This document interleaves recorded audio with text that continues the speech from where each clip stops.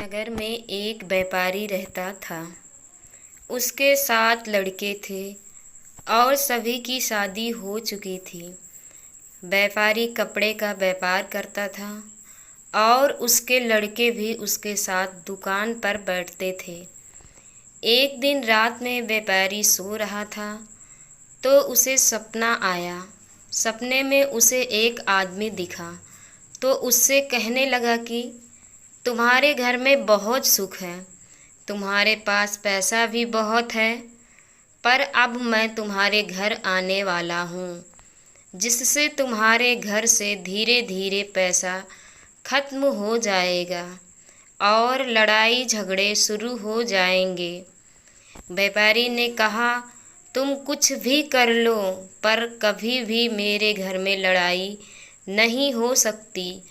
अगले दिन सुबह व्यापारी उठा और रोज की तरह नहा धोकर दुकान पर चला गया। उसके लड़के भी उसके साथ चले गए।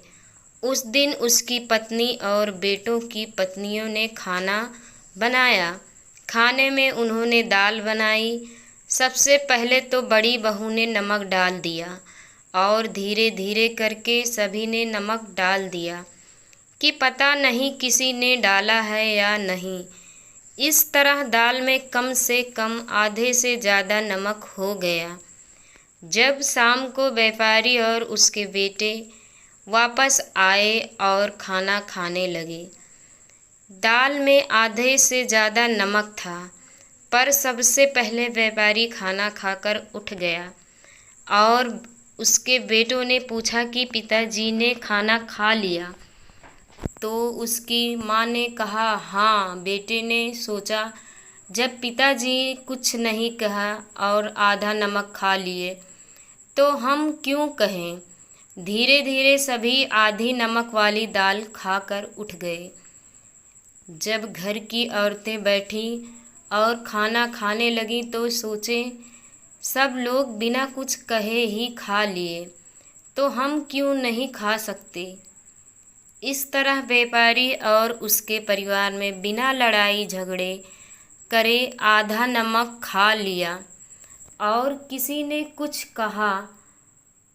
यह सब कुछ घर में लड़ाई झगड़ा कराने के लिए ही कराया था।